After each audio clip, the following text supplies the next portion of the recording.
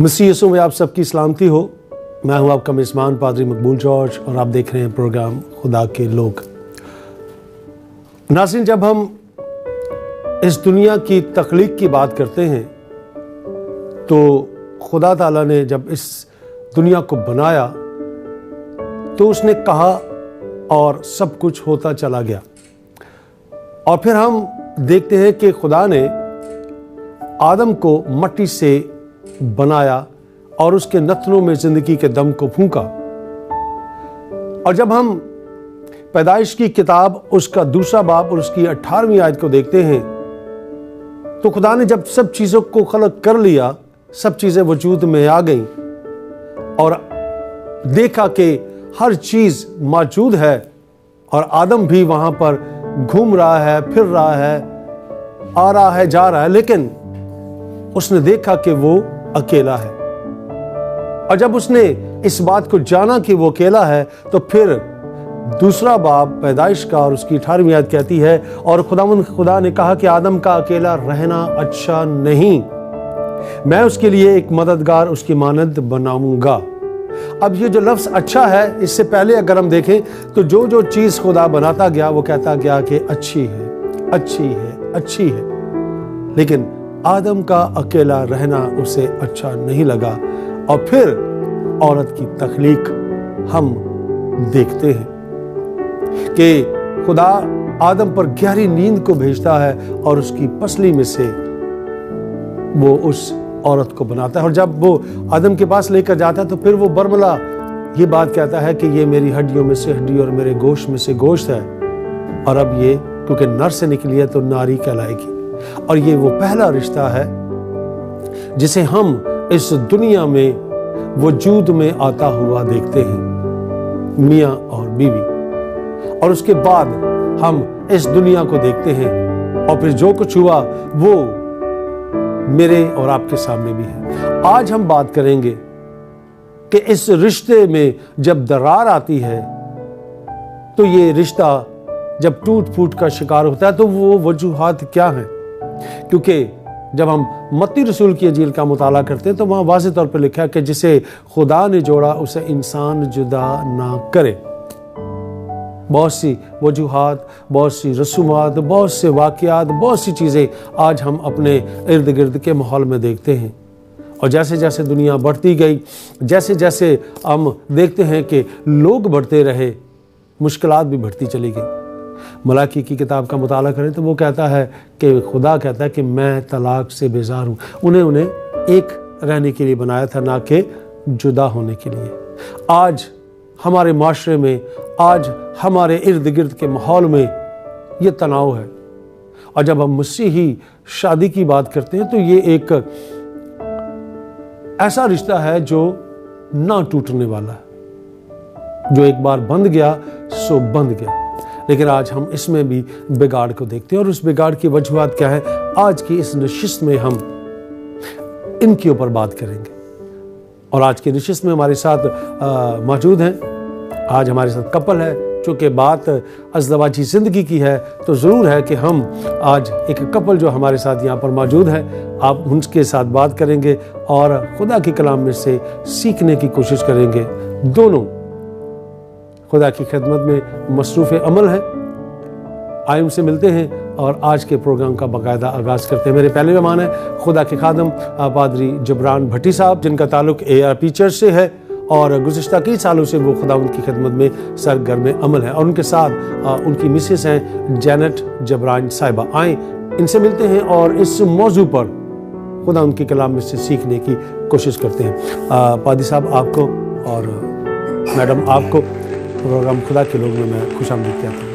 बहुत शुक्रिया पर साहब इस बात के लिए। हम ज़ात इलाही के बाद आपके बेहद ममनू हैं, शुक्रगुज़ार हैं कि आपने हम दोनों को यहाँ पर मदऊ किया। और बेशक जैसा कि आपने कहा कि इस वक्त ये एक बड़ा ऐसा सिलसिला है जिस पर यकीनन हमें बात करने की ज़रूरत है और कलीसियाओं में बात हो नहीं पा रही है। तो शुक्रिया हमें यहाँ पर मदऊ करने के लिए। Thank you ji, thank you very much आपकी तशरीफ आवरी का। हम जब اس حوالہ کو دیکھتے ہیں تو اس حوالہ میں ہمیں ایک لفظ ملتا ہے اور وہ ہے مددگار. اگر ہم اس ایک آیت کو دیکھیں تو اس آیت کے ہمیں 3 حصے ملتے ہیں اور میں چاہوں گا کہ ان تینوں حصوں پر ہم تھوڑی تھوڑی بات کریں. پہلا حصہ ہے جس میں خدا نے کہا کہ آدم کا اکیلا رہنا اچھا نہیں. دوسرا حصہ آتا ہے میں اس کے لیے ایک مددگار. تیسرا حصہ اس کی مانند بناؤں گا. آپ کس سے شروع کرتا ہوں؟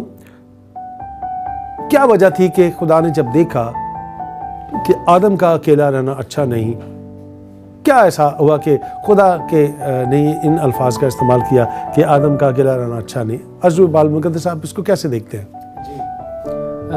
سر تخلیق کی جب ہم بات کرتے ہیں تو پیدائش کی کتاب سے ہمیں ابتدا ہی میں ملتا ہے کہ خدا نے جتنی بھی تخلیقات بنائیں اس میں ہر ایک چیز کے لیے خدا نے جوڑوں کا انتظام کیا. اب وہ چرند ہیں، پرند ہیں، خواہ وہ دشتی جانور ہوں یا پانی کے جانور ہوں، جتنی چیزیں خدا نے بنائیں ان کو جوڑوں میں تیار کیا.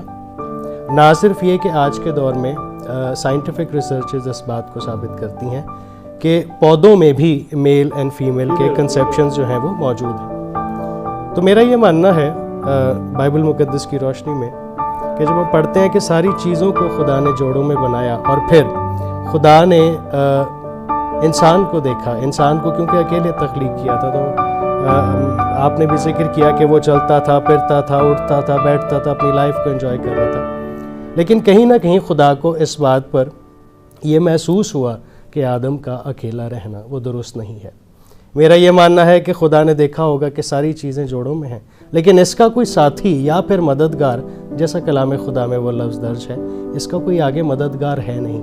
تب خدا نے اس بات کا ذکر کیا کہ جی آدم کا اکیلا رہنا جو ہے وہ درست نہیں ہے. اچھا، لفظ مددگار، یہاں پر ہم مددگار کا لفظ استعمال کرتے ہیں، لیکن جب ہم اس دنیا میں اس لفظ کو دیکھتے ہیں تو اس کے معنی کچھ اور طرح کے ہیں. جیسا کہ ہم مختلف سکالرز کو دیکھتے ہیں، وہ کہتا ہے کہ برابری کا، ایک دوسرے کے ساتھ شراکت کا. لیکن دور حاضرہ میں اور اس سے پہلے کے ادوار میں بھی دیکھتے ہیں کہ وہ جو پذیرائی جو ہے وہ جو ایک بات ایک خاتون کو، ایک عورت کو جو مرد کے ساتھ ملنی چاہیے وہ نہیں ملتی. تو مددگار میں اور نوکرانی میں یا ملازمہ میں یا جس طرح کے لقب ہم عورت کو دیتے ہیں ان میں فرق کیا ہے؟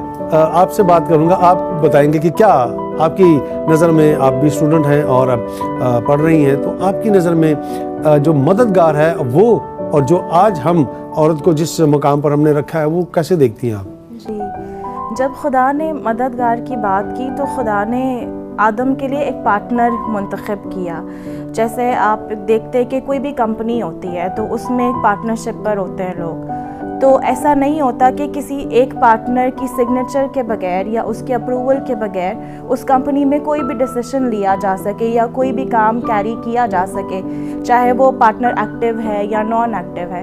اسی طریقے سے خدا نے اس رشتے کو یوں جوڑا ہے کہ وہ ایک دوسرے کو کمپلیمنٹ کرتے ہوئے، ایک دوسرے کا ساتھ نبھاتے ہوئے وہ فیملی جیسی کمپنی کو آگے لے کر چل سکے.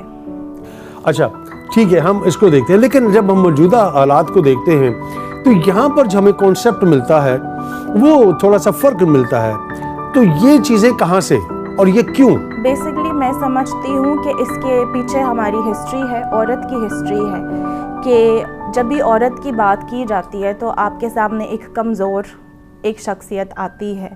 اور یہ بھی کہ گزرے زمانے میں اگر ہم اپنے کلچر کو دیکھیں، اطراف کو دیکھیں، تو جس ہم ہندو پاک کے کلچر سے ہی آگے آتے گئے ہیں تو آپ ہمیشہ عورت کو ایک سلیو کی طرح دیکھیں گے. اگر ہم اسٹار پلس یا جو بھی اس طرح کے پروگرامز آتے ہیں انڈینز، ہم اکثر انہی کو دیکھتے ہوئے بڑے ہوئے ہیں، تو اس میں ہمیشہ ہم عورت کو دیکھتے ہیں کہ وہ سب کو کھانا کھلانے کے بعد خود کھانا کھائیں گی، سب کو سرو کرنے کے بعد وہ خود اپنے لیے کچھ کر سکتی ہے، پہلے فیملی پھر وہ. حقیقتاً آج کی عورت ایسی ہی ہے، لیکن یہ عورت کی اچھائی ہے، یہ خدا نے اس کے اندر ایسی پرسنالٹی اس کو دے کر بھیجا ہے. لیکن اسے مس انٹرپریٹ کیا گیا ہے کہ اگر وہ خود کو سیکریفائس کر رہی ہے تو اسے سلیو ہی سمجھ لیا جائے. اس لیے میں سمجھتی ہوں کہ اس دور کے اندر عورت کو ہیلپر उस हेल्पर से एक हाउस हेल्पर यानी एक मेड के तस्वुर में लिया जाता है। भाई साहब, आप क्या कहना चाहेंगे, आपका नुक्ता नज़र इस मामले में क्या है? इस बारे में सर, जैसा कि खुदा की खादमा ने भी जिक्र किया कि मिस इंटरप्रेट किया गया इसको। वहाँ पर लफ्ज़ मददगार है, मेड नहीं है। अगर मेड का कंसेप्शन खुदा ने देना होता तो वो मेड लिखवाता कि तुम्हारे लिए खादमा मैं तैयार करूँगा, और खादमा की हैसियत से ही देता। आदम में से, नर में से नारी लेना, और इस बात की एक्सेप्टेंस जिस तरह आदम ने की कि ये तो जो है वो मेरी हड्डी में से हड्डी, गोश्त में से गोश्त है। तो वो सर्वेंट खुदा ने मेड नहीं दी है, एक हाउस मेड नहीं दी है, बल्कि खुदा ने कहा इसके लिए मददगार बनाऊंगा। ये हमारा मिस इंटरप्रिटेशन है कि हम उसे गलत तौर से समझते हैं। फिर सकाफ़त का बहुत बड़ा इसमें रोल है। गुज़रे दौर में मीडिया ने बहुत इस चीज़ को दबाया। कई एक जुमले आपने भी सुने होंगे, कमज़ोर औरत जो है वो कमज़ोर है, औरत जो है वो नाक के शकल रखती है। ये जुमला भी मैंने सुन रखा है कि औरत जो है वो पाँव की जूती है। तो ये जुमले हमें हमारी सकाफ़त ने, हमारे ट्रेडिशंस ने, कल्चर ने दिए हैं। दर हकीकत कलाम बताता है कि बीवी जो है वो शौहर के लिए एक मददगार है। हम बात कर रहे थे मदद के हवाले, जब ये लफ्ज़ ही इस्तेमाल किया गया तो इससे मुराद, लेकिन बात फिर हम वहीं पर इसको लेके आते हैं। मैं चाहूँगा कि हम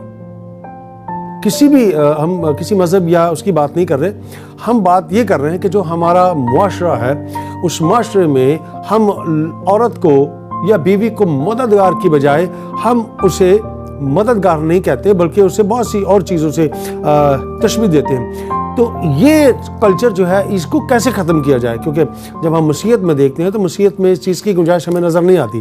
तो बहैसियत खादम के आप इसको किस तरह से देखते हैं? सर, लिटरेसी रेट पाकिस्तान में और ख़ासकर क्रिश्चियनिटी में बहुत कम रहा है। अब ये फुकदान ख़त्म होता हुआ हमें नज़र आता है, और नई जनरेशन जो है वो तालीम की तरफ खींची जाती है, इंटरेस्टेड भी है। ये अच्छी बात है, लेकिन एज़ बीइंग खुदा का खादिम मैं ये समझता हूँ कि ये हमारी कहीं ना कहीं जो है वो इर्रिस्पॉन्सिबिलिटी है। हम इसको ओन नहीं करते हैं कि चर्चेज़ में खुदा के कलाम की तालीमात जो कि रिश्तों के हवाले से है, ख़्वाह वो माँ बाप हो। आज हम अज़दवाज पर बात करें, अज़दवाज पर ना कभी बात की जाती है। हाँ, कुछ क्लासेस का ज़िक्र हमें मिलता है, लेकिन वो भी निकाह से कुछ अरसे पहले की बात है।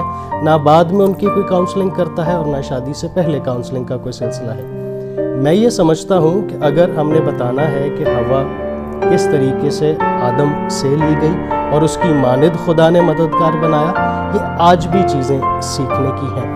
हर एक चीज़ कलाम खुदा में मौजूद है। अगर हम देखते हैं इमसाल की किताब में, ज़बूर की किताब में हमें मिलता है कि जी तेरी बीवी तेरे घर में मेवादार तौक की मानिद है। ठीक है जी, इतनी बड़ी बात इमसाल में लिखी है कि नेक और तमीज़दार बीवी जो है वो तेरे लिए एक तोहफे की मानिद है।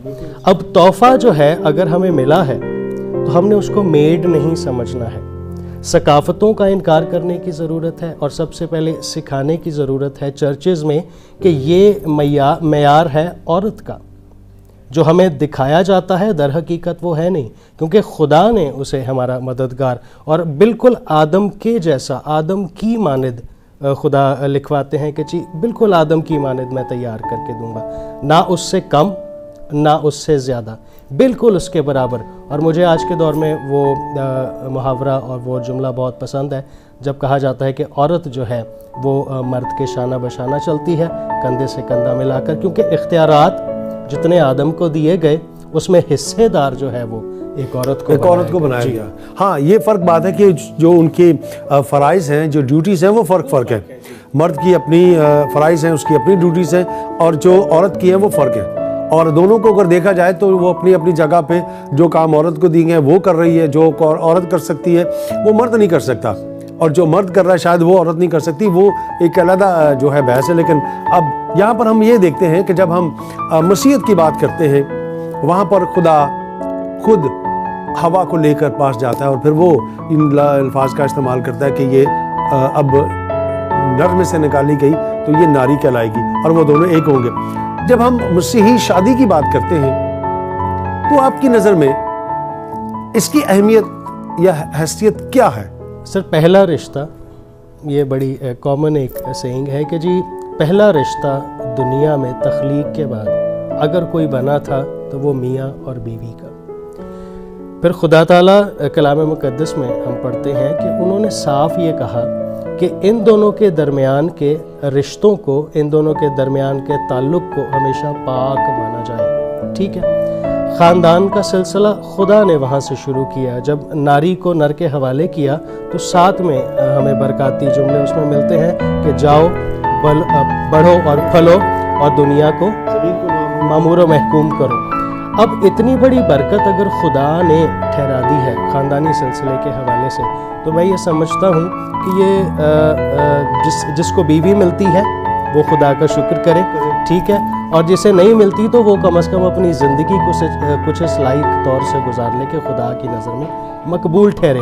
خاندان کا سلسلہ جب خدا شروع کرتا ہے تو یہ بہت ایک بڑی برکت کی بات ہے، اور یہ پہلا رشتہ ہے جیسا کہ میں نے کہا کہ دنیا میں جو وجود میں آیا تھا. ناظرین یہاں لیں گے چھوٹا سا بریک، اور بریک کے بعد جہاں سے سلسلہ منقطع ہوا یہیں سے دوبارہ اسے جوڑیں گے. کہیں جائیے گا بات ہمارے ساتھ رہے گا. Stay with us.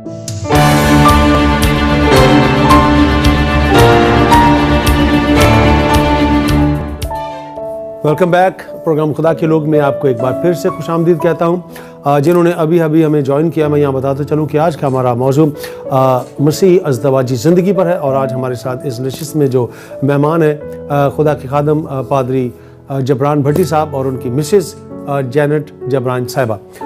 بریک میں جانے سے پہلے ہم بات کر رہے تھے ان عہد و پیمان کی، اور پھر انہیں پر سے پشت جو ڈال دیا جاتا ہے. آپ کا تجربہ یا مشاہدہ کیا کہتا ہے اس کے بارے میں؟ تجربے اور مشاہدے کی جب ہم بات کرتے ہیں تو ایک کہاوت کہی جاتی ہے کہ اگر آپ چاہتے ہیں کہ بلڈنگ جو ہے وہ خوبصورت اور مضبوط ہو تو اس کی بنیاد کا مضبوط ہونا بے حد ضروری ہے، بلکہ لازم ہے. عہد و پیمان کی ہم بات کرتے ہیں کہ جی نکاح کے وقت جب خدا کے خادمین جو ہیں وہ اس ازدواج میں بندھنے والے جوڑے سے سوالات کا سلسلہ شروع کرتے ہیں تو وقتی طور کے لیے، اور کئی بار وقتی طور کے لیے نہیں بھی، وہ صرف ایک رسم پوری کرنے کے لیے ہاں میں جواب دے دیے جاتے ہیں.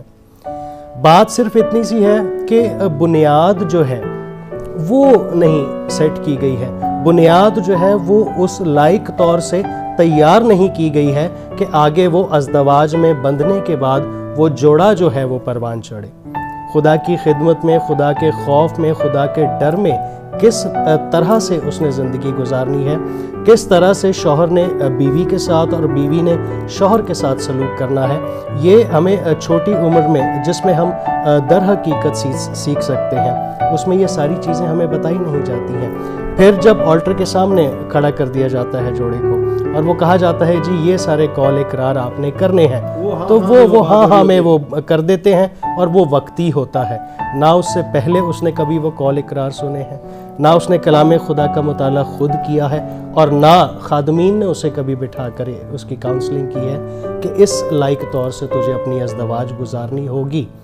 جب وہ چرچ سے باہر نکلتے ہیں نکاح کے بعد سیلیبریشنز میں مصروف عمل ہیں، اور کچھ ہی گھنٹوں میں، کچھ ہی منٹس میں انہیں وہ یاد بھی نہیں ہوتا کہ قول اقرار در حقیقت کیے گئے تھے. میری نظر میں کہ یہ کمی ہے کہ ازدواجی جوڑے جو ہیں وہ زیادہ تر خدا خوفی میں کیوں زندگی نہیں گزارتے. اور جس طرح آپ نے کہا کہ بگاڑ پیدا ہوتا ہے، تو افسیوں کا خط اس کا 4 باب میں ذکر ملتا ہے کہ ابلیس کو موقع نہ دو. اگر ابلیس کو موقع دیں گے وہ حملہ کرنے میں کامیاب ہوگا تو یہاں سے بگاڑ جو ہے وہ شروع ہوتا ہے. اور میں یہ بھی سمجھتا ہوں کہ ابلیس کے پاس، ہمارے دشمن کے پاس اگر اسے یہ موقع مل جائے تو اس کے لیے یہ گولڈن چانس ہوتا ہے، کیونکہ اگر اس نے بگاڑ پیدا کر دیا میاں اور بیوی میں تو آگے کو پوری نسل جو ہے وہ اس کی لپیٹ میں آ سکتی ہے. پھر اسے مزید آگے محنت کرنے کی ضرورت نہیں ہے. اگر ہماری بنیاد ہی سٹرونگ بنا دی جائے قول اقرار عہد و پیمان کرنے سے پہلے، تو ازدواج بہت خوشگوار جو ہے وہ گزر سکتا ہے. اب یہاں پر ہم ایک اور چیز کو دیکھتے ہیں، مرد کے حقوق. اچھا، ہم بات حقوق کی تو کر لیتے ہیں، لیکن جب عورت کے حقوق کی بات آتی ہے تو اس کی حق تلفی ہو جاتی ہے کہ وہ صرف اپنے فرائض کو پورا کرے، جب حق کی بات آئے تو وہ اسے نہ دیے جائے. تو کیا یہ زیادتی نہیں ہے؟ جی بالکل. پولس رسول نے جب لکھوایا تو اس میں درج ہے کہ تو اس کا سر ہے، اور مفہوم اس کا یہ ہے کہ تو یہ یاد رکھ کہ تیرا بھی اوپر کوئی سر موجود ہے، تو سر اس کا اور مسیح سر تیرا. یہ بات بالکل کہنا غلط نہ ہوگا کہ ہم صرف حقوق کی بات کرتے ہیں. جہاں فرائض کی بات ہو تو وہاں پر ہمارے جو پیمانے ہیں وہ لبریز ہوتے ہوئے نظر آتے ہیں. غصہ اور جھڑک اور ڈانٹ، یہ ساری چیزیں ہم میں پائی جاتی ہیں. حقوق کی اگر ہم بات کرتے ہیں، ہم فرائض اپنے گنواتے رہتے ہیں. جتنے حقوق اس بات کو کیوں یاد نہیں رکھتے کہ یہ میرے ہڈی میں سے ہڈی اور میرے گوشت میں سے. جہاں یہ بات سمجھ میں آ گئی کہ یہ میری ماند ہے، خدا کی طرف سے دیا ہوا امثال کی کتاب کے مطابق تحفہ ہے، تو جب تحفہ خدا نے دیا ہے تو مجھے فرائض کے ساتھ ساتھ جتنے فرائض خدا نے ٹھہرا دیے ہیں شوہر کے حصے میں، اس کے ساتھ ساتھ حقوق بھی ہیں. اور حقوق وہ جو ہے، حق کبھی بھی ذمہ داری کے زمرے میں نہیں گنا جاتا، کیونکہ حق جو ہے وہ ڈیزرونس سے لیا جاتا ہے. حق جو ہے وہ ڈیزرو کرتا ہے، پھر اس کے حق میں وہ ساری باتیں.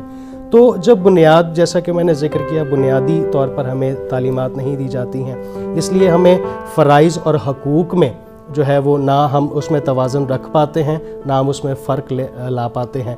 اگر ہمارے درمیان محبت ہو اور اگر ہمارے درمیان پیار ہو ازدواجی جوڑوں میں، تو جب یہ دونوں چیزیں اول درجے پر ہم رکھ دیں گے تو پھر باقی ساری چیزیں جو ہیں وہ ناچاکیاں جاتی رہیں گی ان کی طرف، جو ہے کیونکہ ابلیس کو موقع نہیں ملا کہ وہ درمیان میں بگاڑ پیدا کر سکے. خدا کی محبت ہمیں اس میں نظر آتی ہے جب وہ کہتا ہے کہ اکیلا رہنا ٹھیک نہیں.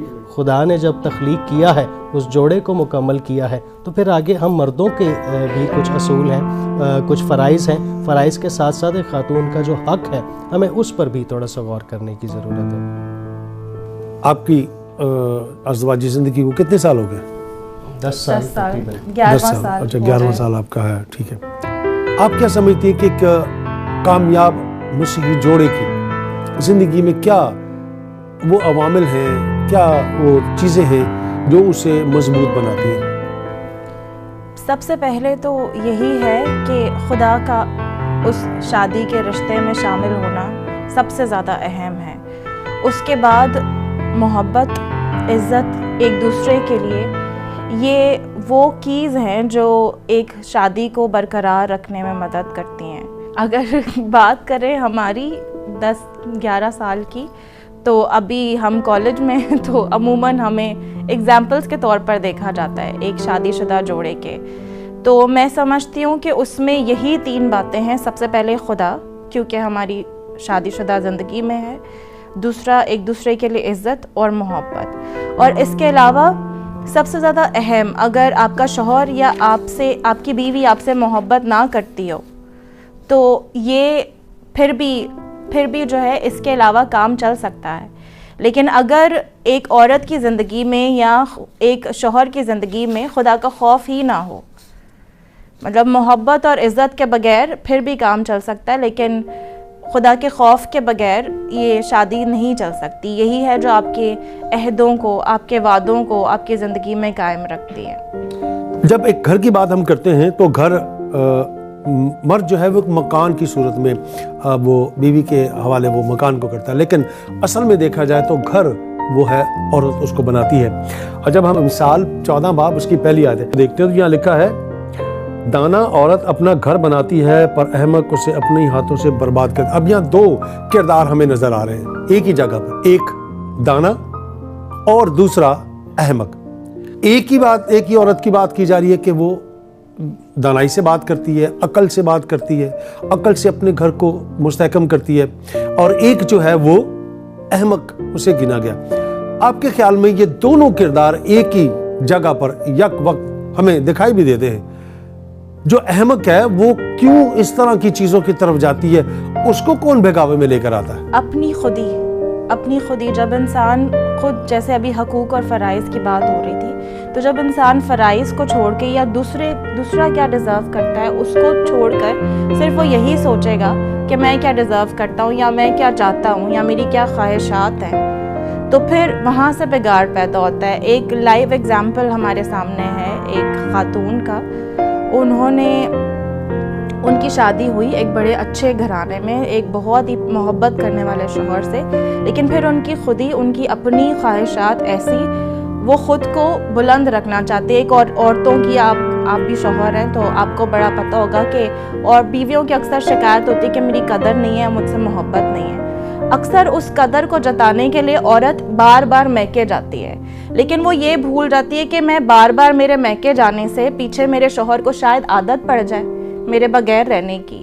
تو یہی کچھ ہوا اس پریکٹیکل ایگزامپل کے بارے میں جو میں آپ کو بتا رہی ہوں. اس خاتون کی زندگی میں ایسا ہوا کہ ان کے بار بار یوں کرنے پر ان کا شوہر کا دل، محبت تو وہ ابھی بھی بیوی سے کرتے تھے، لیکن ان کا شوہر کا دل خراب ہوا. انہوں نے اپنی گھر کی میڈ سے شادی کر لی اور آج تک اس خاتون کی زندگی برباد ہے. ان کی فیملی پورے طریقے سے ہم ڈسٹرائڈ دیکھتے ہیں، اس میں کوئی ہمیں ایسی بات نہیں ملتی. اور ان کی وجہ سے بہت سارے خاندانوں نے عبرت پائی، لڑکیوں نے عبرت پائی کہ اپنے گھر کو ہم کس طریقے سے، جہاں پر احمق عورت کی بات ہو رہی ہے اور دانا عورت کی بات ہو رہی ہے. دانا عورت وہی ہے جو سب کچھ برداشت کرتے ہوئے اپنے شوہر کے حقوق کو اوپر رکھتے ہوئے خدا کی تابعداری میں ان عہدوں، ان وعدوں کو جو ہے وہ پورا کرے.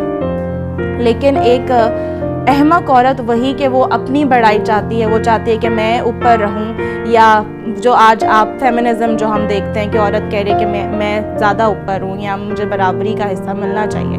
برابر ہم ہیں، لیکن جب مسیح نہیں، جب خدا کے کلام میں ہمیں ملتا ہے کہ شوہر بیوی کا سر ہو، تو پھر ہم کیوں وہ گردن بننے کی کوشش کرتے ہیں جو سر کو ادھر ادھر گھماتی ہے. اچھا، یہاں پر ہم ایک اور چیز دیکھتے ہیں جو موجودہ دور کے اندر بھی دیکھتے ہیں، اس سے پہلے بھی ہم ان چیزوں کو دیکھتے رہے کہ زیادہ تر جو خلشیں پیدا ہوتی ہیں، جو جھگڑے پیدا ہوتے ہیں، وہ اس وجہ سے ہوتے ہیں کہ روپے پیسہ کی کمی کی وجہ سے. میاں نوکری نہیں کر رہا، بیوی نوکری نہیں کر رہی، اور جب ضروریات زندگی پوری نہیں ہوتی تو پھر معاملات جو ہے بڑھ جاتے ہیں.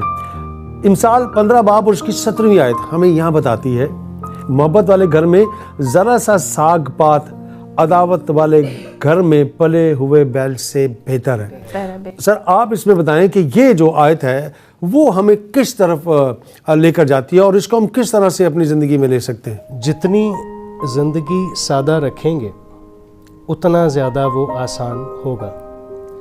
موجودہ حالات کی آپ نے بات شروع کی تو ایکسپیکٹیشنز جو ہیں، جو ہمارے آس پاس ہم دیکھتے ہیں، جو ہماری انلیمیٹڈ ڈیزائرز اور وانٹس ہیں، یہ ہمیں جو ہیں وہ اس بات کے لیے ابھارتی ہیں کہ ہماری ضروریات جو ہیں وہ پوری ہو نہیں رہی. اگر ٹھنڈے دل و دماغ سے ایک بار بیٹھ کر سوچا جائے تو خدا نے بہت ہی سادگی میں یہ بات لکھوائی کہ پورے دل سے، پوری جان، پوری عقل اور پوری طاقت سے میری بندگی کر. اور پھر ہمیں وعدہ نظر آتا ہے کہ میں تیری روٹی اور پانی پر برکت دوں گا، تو میرے احکامات کو مانے گا، تجھے کسی بات کی کمی نہ ہوگی، میں تجھے تنہا اور یتیم اور بے آسرا نہ چھوڑوں گا.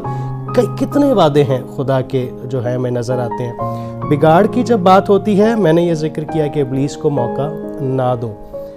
آپ جب بات کر رہے تھے اور خدا کی خادمہ جب جواب دے رہی تھی تو اس میں مجھے ایک بات یوں یاد آئی کہ گھر کی بات، مرد جو ہے وہ اپنا فرض ادا کرتے ہوئے یا خاتون خانہ کا حق ادا کرتے ہوئے ایک مکان اسے سونپتا ہے، پھر وہ اس کو گھر بناتی ہے. لیکن ذرا اس جملے کو بھی یاد کیجئے جہاں پر لکھا ہے زبور کی کتاب میں کہ خدا ہی گھر نہ بنائے تو بنانے والی کی محنت اب سے.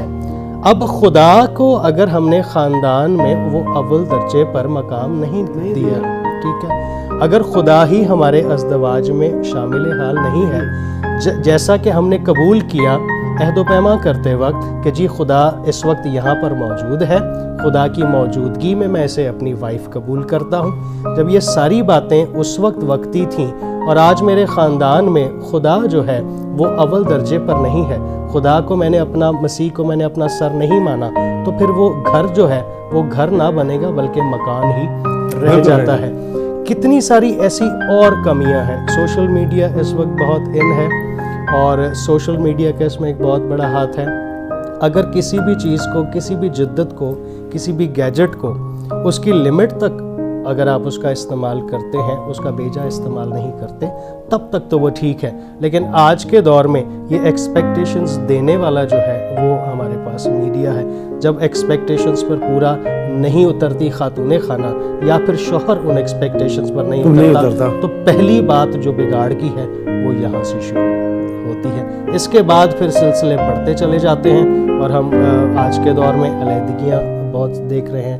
علیحدگی وہ جی کہتے ہیں علیحدگی نہیں ہوئی, طلاق تک بات نہیں پہنچی, لیکن ہاں سیپریشنز ہیں, ہم الگ الگ رہتے ہیں, جیسے ابھی ایک پریکٹیکل ایگزامپل دی انہوں نے. اب یہ علیحدگیاں بھی یہ پہلے ہمارے ہاں نہیں تھی, اب تو کانسٹیٹیوشنز میں ان چیزوں کو پاس آؤٹ کر دیا گیا ہے کہ آپ لیو ان ریلیشنز رکھ سکتے ہیں, آپ جو ہیں وہ سیپریشن چاہتے ہیں, یہاں تک کہ ڈائیورسز بھی سننے میں اور دیکھنے میں آ رہی ہیں. یہ کانسٹیٹیوشن میں پہلے نہیں تھیں. خدا نے بھی جو کانسٹیٹیوشنل چیزیں جو سیٹ کی تھیں, کیننز ہم پڑھتے ہیں, تو ان میں بھی یہ ساری چیزیں موجود نہیں تھیں. خدا نے کہا تھا یہ ایک ہے, یہ تیرے لیے کافی ہے, جب تک تو ہے تیرے ساتھ یہ کون ہے, مددگار ہے, جب تک تجھے ضرورت پڑتی رہے گی یہ تیری مدد کے لیے کھڑی ہوتی رہے گی. اور نکاح کے وقت بھی ہم اس بات کا اقرار کرتے ہیں کہ دکھ سکھ میں ساتھ دوں گا. پھر یہ ایکسپیکٹیشنز ہیں جو اس عہد کو ہمیں بھولنے پر مجبور کرتی ہیں کہ سکھ میں تو ساتھ ہم بڑی آسانی سے دے پاتے ہیں, جو ہی ذرا سا دکھ آئے کیونکہ ایکسپیکٹیشنز بہت ساری ہیں تو پھر ہم اس میں ساتھ نہیں دے پاتے. یہاں سے سب سے بڑی وجہ بگاڑ کی شروع ہوتی ہے. بریک لیں گے, بریک کے بعد آ کر ہم اس بات کو بھی دیکھیں گے کہ جیسے ہم ملائکی کی کتاب کا مطالعہ کرتے ہیں, اب جب بات یہاں سے نکلی ہے تو وہاں پر واضح طور پر اس چیز کا ذکر آتا ہے کہ وہ کہتا ہے کہ میں طلاق سے بیزار ہوں, سیپریشن سے بیزار ہوں. تو وہ کیوں, کس وجہ سے, جیسے آپ نے بتایا. ناظرین چھوٹے سے بریک کے بعد ملتے ہیں, کہیں جائے گا مت, ہمارے ساتھ رہے گا, اسٹے ود اس.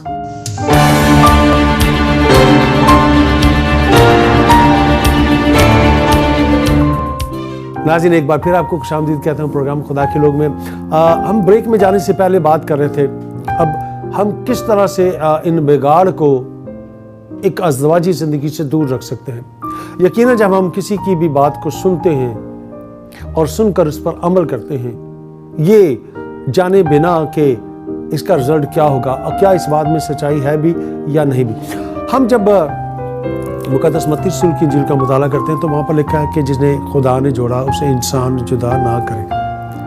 اب باغ عدن کی بات کریں تو وہاں پر بھی تیسرا آیا, اور پھر خدا کے درمیان اور آدم اور حوا کے درمیان ایک ہم درار کو دیکھتے ہیں, اور پھر آدم اور حوا جو باغ عدن سے باہر نکالے جاتے ہیں, ایک حصہ وہ. اب جب یہ محبت جو کہ اگاپے محبت ہے جو خدا نے مرد اور عورت میں رکھی ہے اور اسے وہ ملاتا ہے اور وہ کہتا ہے کہ اب یہ جدا نہ ہو. میں ایک چھوٹی سی بات آپ دونوں سے کہتا ہوں. آپ نے کہا کہ 11 سال اب سٹارٹ ہو چکے, 11واں سال.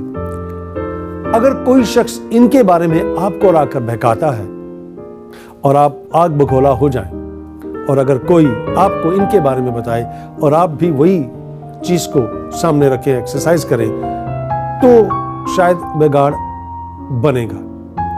کیا وجہ ہے کہ ہم تیسرے شخص کی بات کو سن لیتے ہیں اور پھر اس پر عمل کرتے ہوئے اپنی ہی زندگی کا بیڑا گرک کر لیتے ہیں؟ کیوں؟ انسان در حقیقت جو ہے وہ کلام خدا کہتا ہے کہ دل ہیلا باز ہے. دل اور دماغ کا جو کانٹیکٹ ہے آپس میں, اگر یہ دونوں ہم وزن رہیں تو پھر چیزیں درست چلتی ہیں, اور اگر یہ دونوں آپس میں ہم وزن نہ ہوں, آپس میں ہی ان دونوں کا اختلاف ہو جائے ہمارے خیالات کا اور ہماری ذہانت کا, تو وہاں سے پھر آگے غلط فہمیاں شروع ہوتی ہیں. آپ نے پوچھا کہ 10 اور 11 سال میں اگر اس طرح ہوا ہوتا یا اگر آئندہ کو کبھی ہو, تو بڑی ایک خوبصورت بات ہے. جس طرح آپ نے کہا کہ جنہیں خدا نے جوڑا ہے انہیں پھر آگے کوئی انسان جدا نہ کرے یا پھر کوشش بھی نہ کرے. اگر خدا ساتھ ہے تو پھر کیا غلط فہمیاں اور کیا ناچاکیاں اور کیا نا اتفاقیاں. انسان ہوتے ہوئے ہمارے درمیان بھی کئی بار ایسے حالات پیدا کرنے کی کوشش کرتا ہے. دشمن یہ چاہتا ہے کہ کیوں ہنسی خوشی اور خوشگوار طور سے یہ دونوں رہ رہے ہیں, لیکن اگلے ہی لمحے اس بات کا احساس ہو جانا کہ خدا نے ہم دونوں کا انتظام ایک دوسرے کے لیے کیا ہے, یہ اس بات کا حوصلہ دیتا ہے کہ کیوں نہ اس تیسرے کی بات کو نظر انداز کیا جائے اس سے پہلے کہ اس کی بات کو سن کر ہم ایک دوسرے کو نظر انداز کریں. بہتر یہ ہے کہ تیسرے کو آپ نظر انداز کریں, اسے اپنی زندگی میں ایک اگر وہ غلط فہمی پیدا کرنے کی کوشش کر بھی رہا ہے تو اس بات پر فوکس کرنے کی ضرورت ہے کہ شاید وہ خود سے کچھ نہیں کر رہا، اس کے پیچھے جو ہے وہ سورس کوئی اور ہے جو اسے استعمال کر رہی ہے ان دونوں میں بگاڑ پیدا کرنے کے لیے۔ اس وقت بھی جو تیسرا تھا وہ براہ راست سامنے نہ آئے، اس نے بھی آگے کسی کا استعمال کیا، کسی طریقے سے جال اس نے بنا اور جال بنوایا گیا اور پھر اس میں ان کو پھنسانے کی کوشش کی۔ میں اکثر ایک بات کہا کرتا ہوں کہ وہ ہمارا دشمن کبھی خود بیٹھ کر جال نہیں بنتا، اتنا وقت اس کے پاس شاید نہیں ہے، وہ ہم میں سے ہی استعمال کرتا ہے تاکہ اس کی ہیلپ ہو جائے۔ اس نے شاید آگے ایز ہمیں امپلائی جو ہے وہ ہائر کرتا ہے، ہمیں ایز اے ورکر وہ استعمال کرتا ہے۔ تو کیوں ہم جو ہے وہ خدا کے لیے بنائے گئے، زمین پر اس لیے بھیجے گئے کہ خدا کی خوبیوں کو ظاہر کریں۔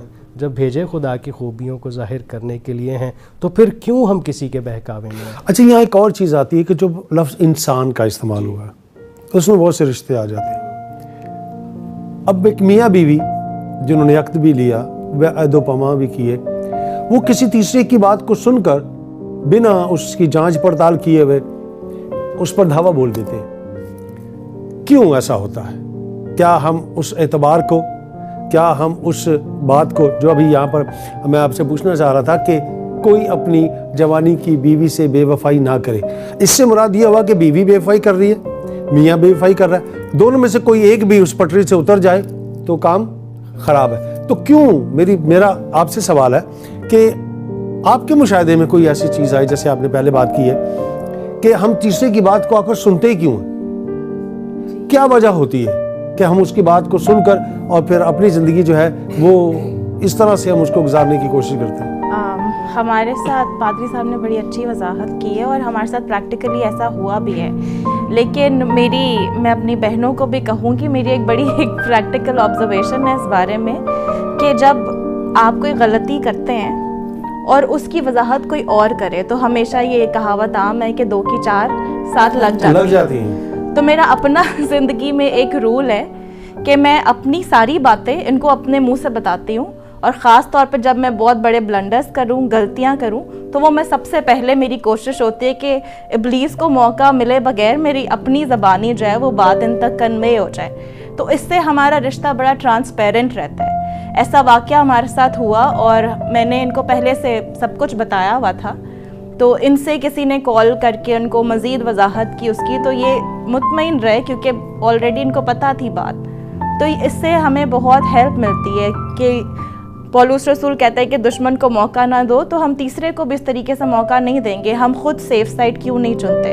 اور رہی بات تیسرے کی سننے کی، تو میں سمجھتی ہوں کہ آپ کی شوہر کے لیے اور شوہر کی بیوی کے لیے محبت اتنی ہونی چاہیے، آپ نے جتنا وقت آپ کے شوہر کے ساتھ گزارا ہے یا بیوی کے ساتھ گزارا ہے ویسا کسی تیسرے نے نہیں گزارا ہے۔ جتنا آپ اسے قریب سے جانتے ہیں اتنا کوئی اور نہیں جانتا، اور کوئی کیوں آپ کو کیسے اس کی پرسنالٹی کے بارے میں بتا سکتا ہے؟ شوہر کو اپنی بیوی کے بارے میں پتہ ہونا چاہیے اور بیوی کو شوہر کے بارے میں پتہ ہونا چاہیے۔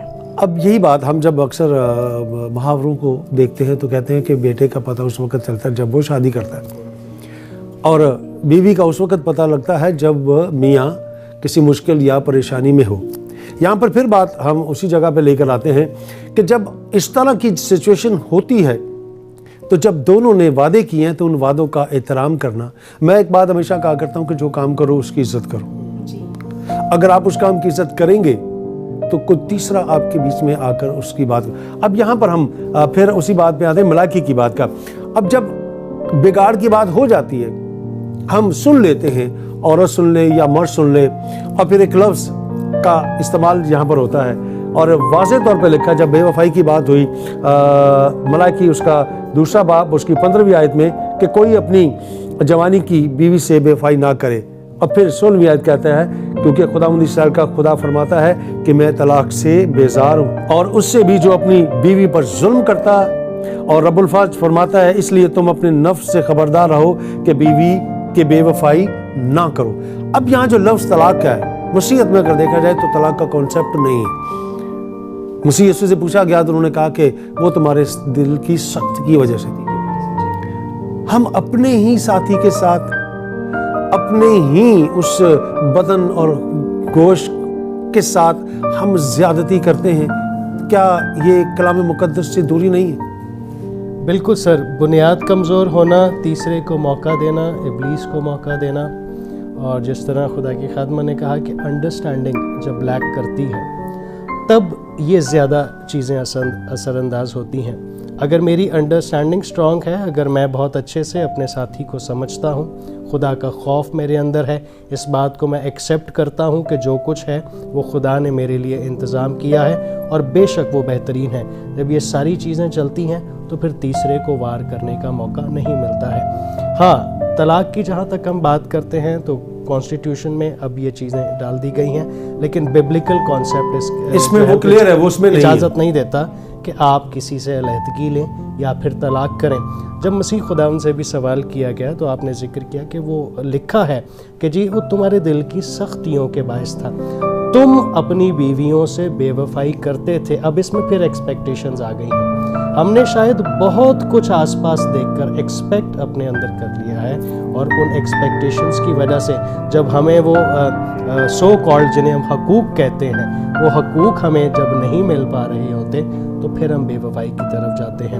خداوند جہاں پر طلاق کا ذکر کرتے ہیں تو طلاق کی بات تو بعد میں آتی ہے، پہلے خداوند نے لکھوایا کہ بے وفائی تم نے نہیں کرنی۔ یہ بات مان کر چلو کہ جو میں نے انتظام کیا ہے تمہارے لیے اور تمہارا اس کے لیے، تمہارے ساتھی کے لیے، وہ دونوں صورتوں میں بہترین ہے۔ جب یہ بات ہماری جتنی جلدی سمجھ میں آ جائے، ہم اس بے وفائی کے زمرے میں سے باہر نکل سکتے ہیں۔ نئے آنے والے اور جو موجودہ ہیں اور جو ان حالات سے جوجھ رہے ہیں، کیا کہنا چاہیں گے ان کے لیے کہ ہمیں کس طرح سے ان حالات میں سے نکلتے ہوئے ایک اچھا مسیحی جوڑا جو ہے وہ ثابت اپنے آپ کو کرنے کی ضرورت ہے مسیحیت میں؟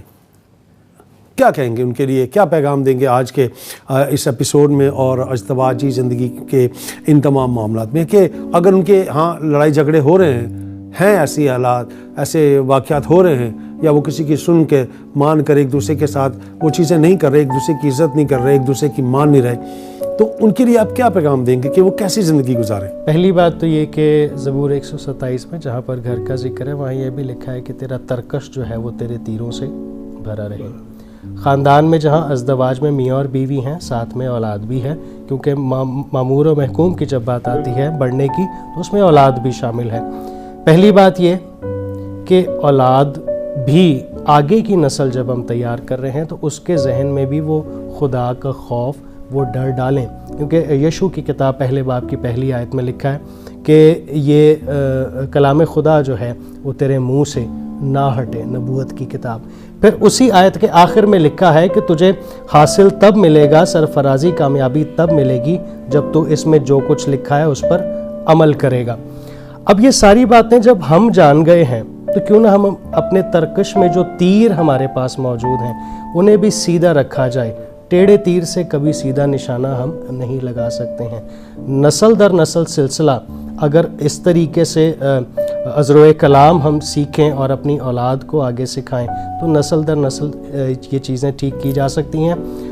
پھر میرا ایک خاندانی مشاہدہ بھی ہے، کہا یہ جاتا ہے کہ جی جب ایک بات کر رہا ہو تو بغور اس کی بات کو سنا جائے، سمجھا جائے، بجائے اس کے کہ آپ اس پر بہت زیادہ جو ہے وہ ریاکٹ کرتے ہیں۔ ریاکشن سے پہلے، اس ایکشن کو لینے سے پہلے آپ تسلی سے پہلے بات سنیں، اور جب وہ اپنی بات ختم کر لے تو پھر چیزوں کو درست کرنے کی کوشش کریں، بجائے اس کے کہ اسے اور زیادہ بڑھاوا دیا جائے۔ آگ کو جتنا بڑھاوا دیں گے وہ پھیلے گی، اسے جتنا جلدی وہاں پر دبا دیا جائے وہ اتنا اچھا ہے۔ دنیاوی ایک قول اور بھی کہا جاتا ہے کہ غلطی کو جتنا جلدی آپ تسلیم کر لیں اتنا زیادہ اچھا ہے، اور ہم اسی پریکٹس میں ہیں۔ اگر ایک کو غصہ آیا بھی ہو تو دوسرا جو ہے وہ تھوڑی دیر کے لیے خاموش رہتا ہے، جب دوسرے کو غصہ آتا ہے تو پہلا تھوڑی دیر کے لیے خاموش رہتا ہے۔ پھر آج کے دور میں کہ جی میں افضل ہوں اور دوسرا جو ہے وہ ناقص ہے، اس بات سے ہمیں باہر نکلنے کی ضرورت ہے۔ خدا نے مانند بنایا تھا، نہ کمتر اور نہ زیادہ، تو مانند سمجھ کر جب ہم چلیں گے، برابری کا سلسلہ رکھیں گے، تو میرا خیال ایسا ہے کہ پھر تیسرے کو موقع نہ ملے گا کہ وہ اس میں بگاڑ پیدا کر سکے۔ 1 منٹ کا ٹائم ہمارے پاس ہے، آپ کیا کہنا چاہیں گے اس کے بارے میں نئے آنے والوں کو اور موجودہ کو کیا کہنا میں یہ کہنا چاہتی ہوں کہ شادی میرج جو ہے یہ خدا کا انسٹیٹیوشن ہے زمین کے اوپر۔ اسٹیٹ یا حکومت کورٹ ہمیں پیپرز ہمارے بنتے ہیں، ہم سگنیچر کرتے ہیں، شادی ہوتی ہے، اور لیکن اس سے پہلے جب آدم اور حوا تھے یا جب ہم چرچ میں ہوتے ہیں تو خدا اس عہد کا جو ہے وہ گواہ ہوتا ہے اور وہ ہمیں شادی شدہ ٹھہراتا ہے۔ ہم خدا کے لیے وہ گاڈلی انسٹیٹیوشن کے اندر ہوتے ہیں، تو اس لیے ہمیں یہ یاد رکھنا چاہیے کہ کسی بھی قسم کا ریلیشن شپ وہ جب وہ میرج کے اندر ہے تو تب وہ گاڈلی ہے، وہ ہولی ہے، اس کے باہر وہ حرام کاری، ناپاکی، آپ کوئی بھی نام دے لیں۔ ہمیں یہ بات ہمیشہ یاد رکھنے کی ضرورت ہے کہ شادی کا انسٹیٹیوٹ جو ہے وہ خدا کے ساتھ ہمارا رشتہ، اس کا ایک پریکٹیکل وے خدا نے بتایا ہے، اور اس کے اندر ہم بگاڑ نہیں پیدا کر سکتے۔ جس طریقے سے اگر آج کل کے جوڑے اس بات کو یاد رکھیں کہ ہمارے پاس اس کووننٹ کو قائم رکھنے میں ہمارے پاس کوئی اور آپشن نہیں ہے، جس طرح بڑے بزرگ پہلے کہتے تھے کہ موت ہی جدا کرے، تو اگر ہم اس بات کو یاد رکھیں تو ڈائیورس، کوئی بگاڑ، کوئی بے وفائیاں، ان سب چیزوں کی جگہ نہیں بنتی۔ بہت بہت شکریہ بھائی صاحب آپ کا بھی، اور میڈم آپ کا بھی کہ آج آپ ہمارے اس شو میں آئے، اور یقیناً چونکہ وقت کی کمی کے باعث بہت سی چیزیں ہیں جو رہ جاتی ہیں، اور ضرور ہے کہ پھر کبھی موقع ملا تو ہم اور بہت سی چیزیں ہیں جن پر ہم، کیونکہ ازدواج یہ رشتہ ایسا ہے جو یہ بہت سی اس میں باتیں ہیں ہم کر سکتے ہیں اور ہو بھی سکتی ہیں، لیکن چونکہ وقت کی کمی کے باعث ہم اسے آج اس ایپیسوڈ کو یہیں سماپت کرتے ہیں۔ آپ کا بہت شکریہ، آپ کا بہت شکریہ، تھینک یو ویری مچ، خدا آپ کو دونوں کو برکت دے، تھینک یو۔ ناظرین، آج کے اس ایپیسوڈ کو آپ نے دیکھا اور سنا، یقیناً ہم نے خدا کے کلام میں سے بہت سی باتوں کو کیا ہے، لیکن جو سب سے اہم بات ہے وہ صرف اتنی سی ہے کہ جب آپ اس عقد میں بندھ رہے ہوتے ہیں تو صرف اس لمحے کو یاد کریں، اس وعدہ کو یاد کریں، اور پھر وعدہ وفا کریں، نہ کہ بے وفائی۔ عورت مرد کی عزت کرے اور مرد عورت کو نازک صنف جان کر اس کا خیال رکھے، اس سے پیار کرے، اس سے محبت کرے۔ اگر تو آپ ایک اچھی لائف کو گزارنا چاہتے ہیں تو درگزر کرنا سیکھیں، ایک دوسرے کی برداشت کرنا سیکھیں، اور پھر سب سے بڑی بات کہ خدا کے کلام کے ساتھ پیوست ہونا سیکھیں، اس کے ساتھ جڑیں۔ جب آپ ان کے ساتھ جڑیں گے تو پھر آپ کو ایک خول میں آپ اپنے آپ کو محسوس کریں گے، اور پھر جو تیسرا ہمیشہ وار کرتا تھا، کر رہا ہے اور کرتا رہے گا، پھر اس کا وار آپ پر نہیں چلے گا، اور آپ کی زندگی خوبصورت زندگی ہوگی اور آپ اس زندگی کو گزاریں گے۔ یقیناً ایک مسیحی زندگی یہی ہے، اور مجھے اور آپ کو ایسی ہی زندگی گزارنی ہے، جیسے کہ ہمارے مہمانوں نے کہا کہ ان کی زندگی میں بھی پرابلمز آئیں، لیکن ان دونوں نے ایک دوسرے کے ساتھ مل کر انڈرسٹینڈنگ کے ساتھ اس میں سے نکلے اور ایک اچھی زندگی جی رہے ہیں۔ ہماری نیک تمنائیں، دعائیں ان کے ساتھ ہیں کہ وہ اسی طرح آگے بڑھتے رہیں اور ان کی زندگی میں بہت بہت ڈھیروں خوشیاں ان کو ملیں۔ اسی کے ساتھ آپ سے اجازت چاہوں گا، آپ سے پھر ملاقات کریں گے نئے پروگرام میں، نئے مضمون اور نئے مہمان کے ساتھ۔ تب تک اپنا خیال رکھیں، جو توڑے خدا نے آپ کو دی ہیں وہ اس کے جلال کے لیے استعمال کرتے رہیں۔ اور چلتے چلتے ہمیشہ آپ سے ایک بات کہا کرتا ہوں کہ اپنے بزرگوں کا خیال رکھیں، ان کے ساتھ ٹائم کو اسپینڈ کریں، کیونکہ انہیں آپ کے پیار کی، محبت کی اور وقت کی ضرورت ہے۔ اور اپنی ماں کا بہت خیال رکھیں۔ خدا آپ سب کو برکت دے، آمین۔